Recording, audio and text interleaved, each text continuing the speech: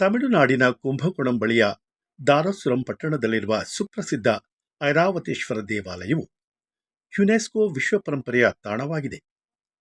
ಈ ದೇವಾಲಯವನ್ನು 12ನೇ ಶತಮಾನದಲ್ಲಿ 2ನೇ ರಾಜರಾಜ ಚೋಳ ನಿರ್ಮಿಸಿದನು.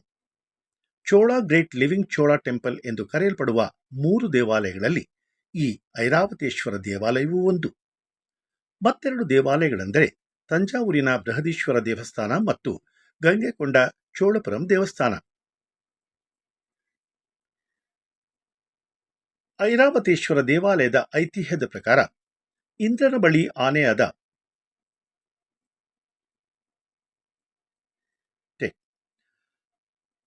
ಐರಾವತೇಶ್ವರ ದೇವಾಲಯದ ಐತಿಹ್ಯದ ಪ್ರಕಾರ ಇಂದ್ರನ ಬಿಳಿ ಆನೆಯಾದ ಐರಾವತನು ಶಿವನನ್ನು ಪೂಜಿಸುತ್ತಿದ್ದನು. ಒಮ್ಮೆ ದೂರ್ವಾಸ ಮುನಿಯನ್ನು ಅಗೌರವಿಸಿದ್ದಕ್ಕಾಗಿ ಅವರಿಂದ ಶಾಪಗ್ರಸ್ತನಾಗುತ್ತಾನೆ. ಇದರಿಂದ ಬಿಳಿ ವರ್ಣದ ಐರಾವತನು ತನ್ನ ಬಿಳಿಯ ಚರ್ಮವನ್ನು ಕಳೆದುಕೊಳ್ಳುತ್ತಾನೆ. ನಂತರ ಈ ದೇವಾಲಯದ ಬಳಿ ಇರುವ ಯಮತೀರ್ಥಂ ಎಂಬ ಕಲ್ಯಾಣಿಯಲ್ಲಿ ಸ್ನಾನ ಮಾಡಿದ ಮೇಲೆ ಐರಾವತ ಶಾಪ ವಿಮೋಚನನಾಗಿ ತನ್ನ ಗೌರವ ವರ್ಣವನ್ನು ಪಡೆದುಕೊಳ್ಳುತ್ತಾನೆ. ಯಮಧರ್ಮನು ಇಲ್ಲಿ ಶಿವನನ್ನು ಪೂಜಿಸುತ್ತಿದ್ದು ಅವನು ಕೂಡ ಋಷಿಮುನಿಗಳ ಶಾಪಕ್ಕೆ ಗುರಿಯಾಗಿ ತದನಂತರ ಕಲ್ಯಾಣಿಯಲ್ಲಿ ಸ್ನಾನ ಮಾಡಿದ ನಂತರ ಶಾಪ ವಿಮೋಚನನಾಗುತ್ತಾನೆ. ಇದರಿಂದ ಈ ಕಲ್ಯಾಣಿಗೆ ಯಮತೀರ್ಥಂ ಎಂಬ ಹೆಸರು ಬಂತು ಎಂದು ಐತಿಹ್ಯ ಹೇಳುತ್ತದೆ. ಐರಾವತೇಶ್ವರ ಶಾಪ ವಿಮೋಚನನಾಗಿ ಮರಳಿ ತನ್ನ ಬಣ್ಣವನ್ನು ಪಡೆದುದಕ್ಕಾಗಿ ಈ ದೇವಾಲಯಕ್ಕೆ ಐರಾವತೇಶ್ವರ ಎಂಬ ಹೆಸರು ಬಂತೆಂದು ಪುರಾಣಗಳು ಹೇಳುತ್ತವೆ. ಈ ದೇವಾಲಯದ ಕುರಿತು ಸ್ಥಳೀಯ ವ್ಯಾಪಾರಿಯಾದ ಜನಾರ್ದನ ಹೇಳುವುದು ಹೀಗೆ: ಇದು ದಾರಾಸುರಂ ಪಟ್ಟಣದಲ್ಲಿ 2ನೇ ರಾಜರಾಜ ಚೋಳ ನಿರ್ಮಿಸಿದ ಐರಾವತೇಶ್ವರ ದೇವಸ್ಥಾನ. ಐರಾವತ ಆನೆಗೆ ಶಾಪ ವಿಮೋಚನೆ ಸಿಕ್ಕಿದ ಪವಿತ್ರ ಕ್ಷೇತ್ರವಿದು.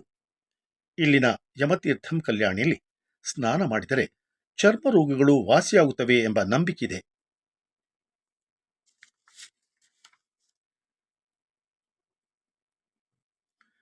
ಈ ಯಮತೀರ್ಥಂ ಕಲ್ಯಾಣಿ ಈಗ ಸರಿಯಾದ ನಿರ್ವಹಣೆ ಇಲ್ಲದೆ ಗಲೀಜು ತುಂಬಿಕೊಂಡಿದೆ.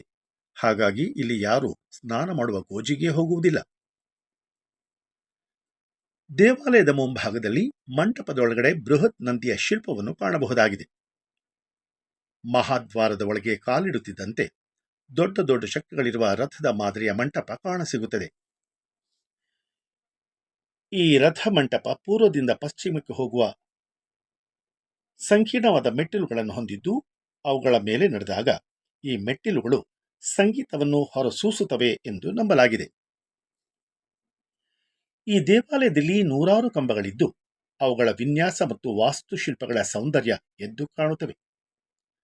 ಸುಮಾರು 63 ತಮಿಳು ಸಂತರ ಚಿತ್ರಗಳನ್ನು ಇಲ್ಲಿ ಕೆತ್ತಲಾಗಿದ್ದು ಈ ಭಾಗದಲ್ಲಿ ಶೈವ ಪಂಥ ಎಷ್ಟು ಪ್ರಭಾವಶಾಲಿಯಾಗಿತ್ತು ಎನ್ನುವುದನ್ನು ಸೂಚಿಸುತ್ತದೆ. ವಾಸ್ತುಶಿಲ್ಪ, ಶಿಲ್ಪಕಲೆ ಮತ್ತು ಪಂಥೀಯ ಅಂಶಗಳಿಂದ ಈ ದೇವಾಲಯವು ಅತ್ಯಂತ ವಿಶೇಷವಾಗಿ ಗೋಚರಿಸುತ್ತದೆ. ಇಲ್ಲಿನ ಶಿಲ್ಪಕಲೆಗೆ ಒಂದು ಉತ್ತಮ ಉದಾಹರಣೆ ಎಂದರೆ ಒಂದೇ ತಲೆಯಲ್ಲಿ ಆನೆ ಮತ್ತು ಗೂಳಿ ಇರುವ ಸುಂದರವಾದ ಶಿಲ್ಪ.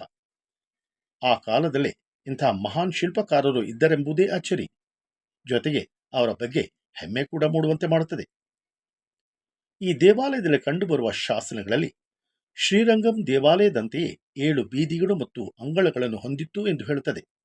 ಆದರೆ ಆ ಎಲ್ಲ ಮುಖ್ಯ ವಾಸ್ತುಶಿಲ್ಪಗಳು ಈಗ ಹಾನಿಗೊಳಗಾಗಿವೆ ಮತ್ತು ಅನೇಕವು ನಾಶವಾಗಿವೆ. ಈ ಐರಾವತೇಶ್ವರ ದೇವಸ್ಥಾನದ ಭೇಟಿಯ ಸಮಯ ಬೆಳಿಗ್ಗೆ 8ರಿಂದ ರಾತ್ರಿ 8 ಗಂಟೆಯವರೆಗೆ ಇರುತ್ತದೆ. ಶಿವನ ದರ್ಶನದ ನಂತರ ಪಕ್ಕದಲ್ಲೇ ಇರುವ ಪಾರ್ವತಿ ಅಮ್ಮಾಳ್ ದೇವಾಲಯಕ್ಕೂ ಹೋಗಿ ದರ್ಶನ ಮಾಡಿ ಬರಬಹುದು. ಐರಾವತೇಶ್ವರ ದೇವಾಲಯದ ಸುತ್ತ ವಿಶಾಲವಾದ ಹುಲ್ಲುಗಾವಲಿದ್ದು ಮರ ಗಿಡಗಳ ತಂಪಿನ ನಡುವೆ ಒಂದಿಷ್ಟು ಹೊತ್ತು ಕಳೆದು ಬರಲು ಯಾವುದೇ ಅಡ್ಡಿ ಇಲ್ಲ.